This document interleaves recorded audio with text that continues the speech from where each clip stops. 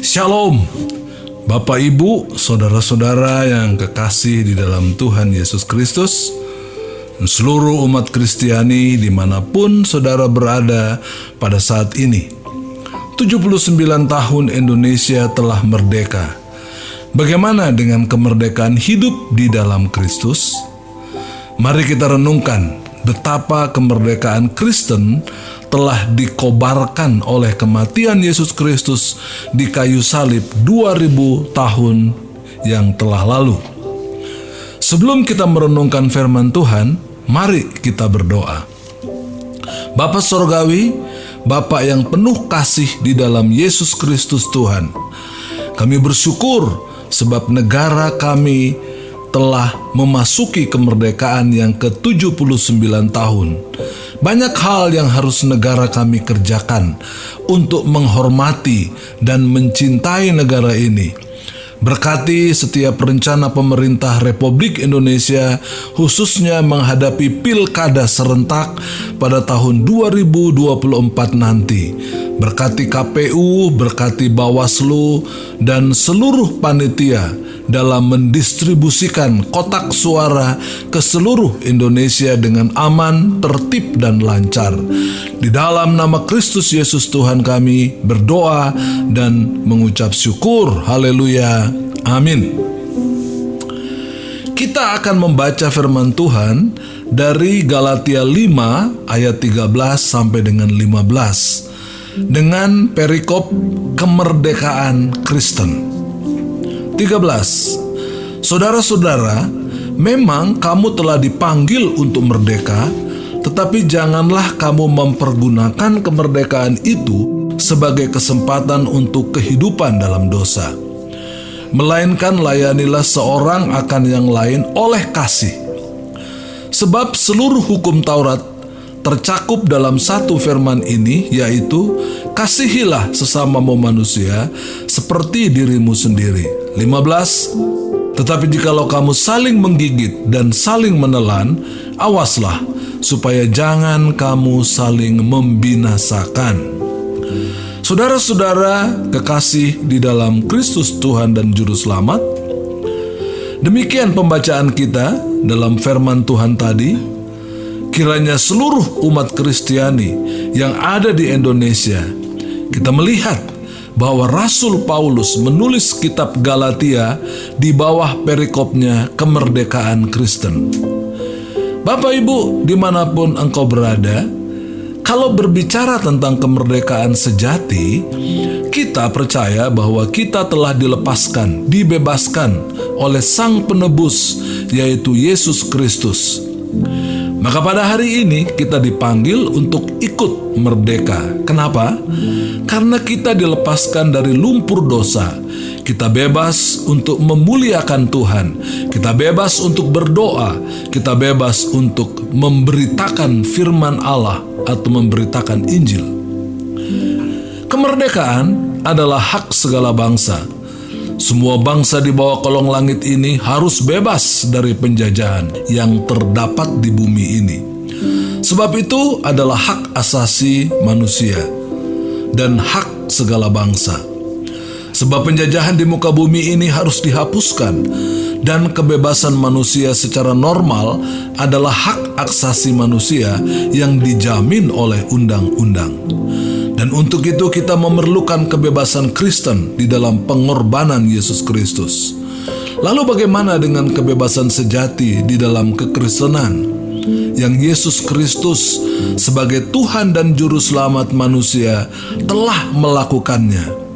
Kita bebas dari belenggu hukuman dosa 2000 tahun yang lalu. Nyawa dan pengorbanannya telah memberi jaminan terhadap belenggu dosa yang dilakukan oleh iblis. Darahnya adalah harga yang mahal yang ditumpahkan bagi pembebasan manusia berdosa. Oleh sebab itu, di dalam Ibrani 9 ayat 22 menjelaskan bahwa dan hampir segala sesuatu disucikan menurut hukum Taurat dengan darah, dan tanpa penumpahan darah tidak ada pengampunan. Pengorbanan Yesus di kayu salib telah menyelesaikan hukuman dosa itu. bersyukur kepada Tuhan atas perbuatan Allah di dalam Kristus yang sangat ajaib itu.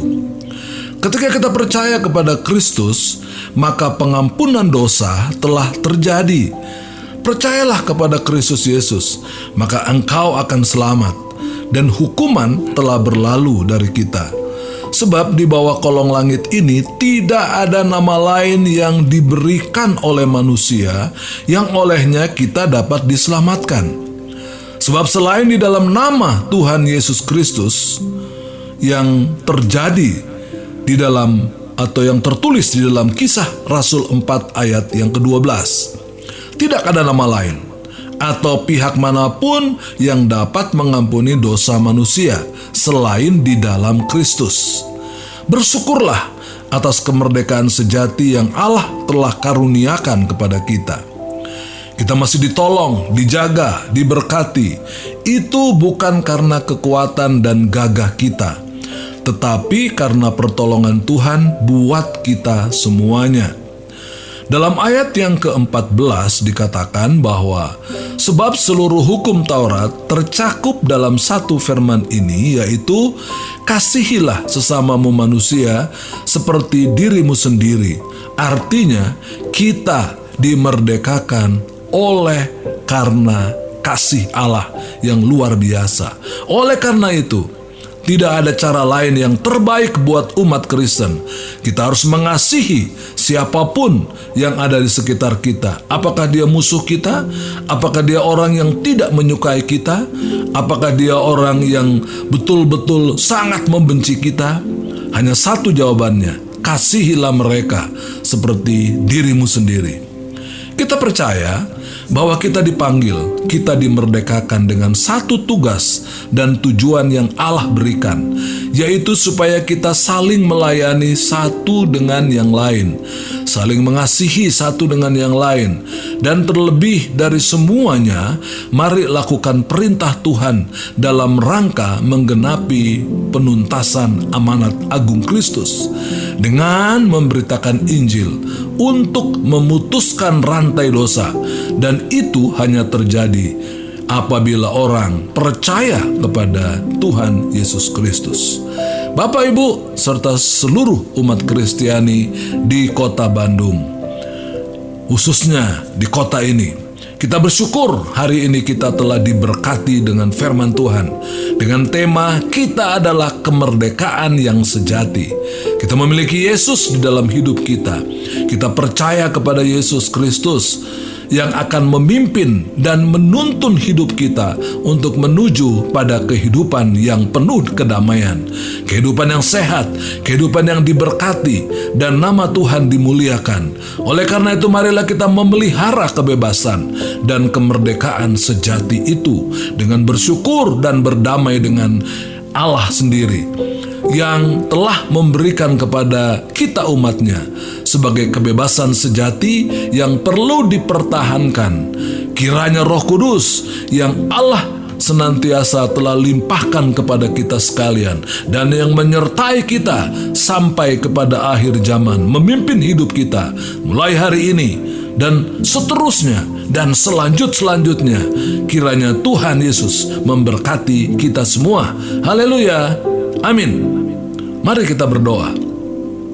Segala pujian dan hormat dan ucapan syukur kami naikkan dan kami panjatkan kehadirat-Mu ya Bapa yang kudus, atas kebebasan dan kemerdekaan sejati yang telah Engkau karuniakan kepada kami.